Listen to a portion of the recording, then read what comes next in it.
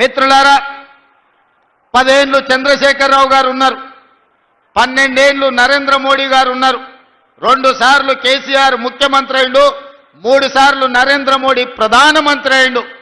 ఈ మున్సిపల్ ఎన్నికల్లో బీఆర్ఎస్ వాళ్ళు చెప్తుండ్రు కేసీఆర్ను చూసి ఓటేయమని, బీజేపీ వాళ్ళు చెప్తుర్రు మోడీని చూసి ఓటేయమని. నేను అడుగుతున్న మీడియా మిత్రులను, గల్లీలో మోరీ తీయాలంటే కేసీఆర్ వచ్చి తీస్తాడా? ఉన్న ఎమ్మెల్యేలకు ఆనాటి మంత్రులకే కేసీఆర్ గెలిచేటోడు కాదు. భూపాలపల్లి గల్లీలో మోరీ తీయాలంటే ఆ మోరీ కేసీఆర్ వచ్చి తీస్తాడా? లేకపోతే ఓ 1,00,000 రూపాయలు సైడ్ ట్రైన్ కట్టాలంటే మోడీ ఢిల్లీ నుంచి వస్తాడా? మనం అడగనిక ఢిల్లీకి పోవాలన్నా? ఒక్కసారి ఆలోచన చేయండి.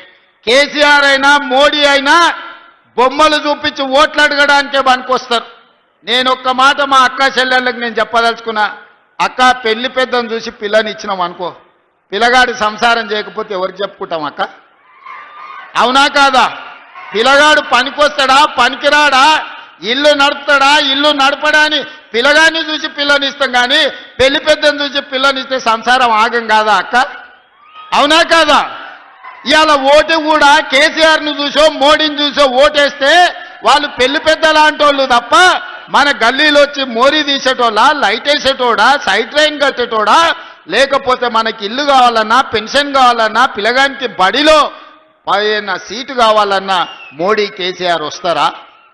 అదే మీరు కాంగ్రెస్ వాళ్ళకు ఓటేస్తే కౌన్సిలర్ ఎవరున్నా మీ సత్యన్న మీ గల్లీకి వస్తాడు, ఆడ నిలబడి మోరీ తీపిస్తాడు, మీ సైడ్ ట్రైన్ కట్టిస్తాడు, మీ రోడ్డు వేపిస్తాడు, మీ బైపాస్ రోడ్డు తెప్పిస్తాడు, మీ లక్ష్మీ నరసింహస్వామి గుడికి నిధులు తీసుకొస్తాడు, మీ సమ్మక్క సారలమ్మకు కావాల్సిన రోడ్లు వేపిస్తాడు, గోదావరి పుష్కరాలను బ్రహ్మాండంగా ఈ ప్రాంతంలో పూర్తి చేస్తాడు.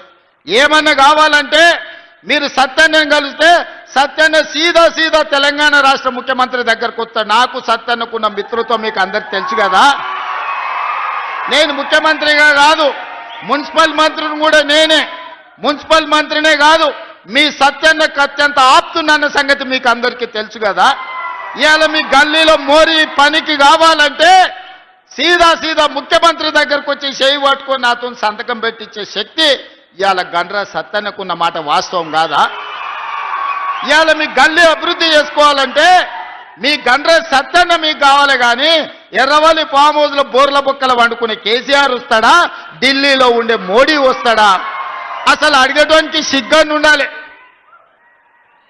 వినేటోడు చెమిటోడైతే చెప్పేటోడు మహాభారతం అంత ఇంత పొడుగు చెప్తాడు. మనల్ని చెవిటోళ్ళు అనుకుంటారు బీజేపీ వాళ్ళు, బీఆర్ఎస్ వాళ్ళు. 10 ఏళ్ళు ముఖ్యమంత్రి ఉండి మన భూపాలపల్లిలో బైపాస్ రోడ్డు వేయలేదు. 3 సార్లు ప్రధానమంత్రి అయిన మోడీ ఏనాడని భూపాలపల్లికి వచ్చిండా? కేసీఆర్ను మోడీను చూసి ఓటేస్తారంటే మోసపోతాము, గోసపడతాం.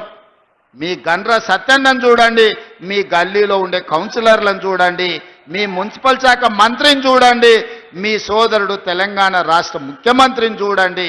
నేను పనిచేసేది, సంతకం పెట్టేది నేను, నిధులు ఇచ్చేది శ్రీధర్ బాబు గారు, మమ్మల్ని ఇద్దరిని సమన్వయం చేసి పని చేయించుకునేది గండ్ర సత్యన్న.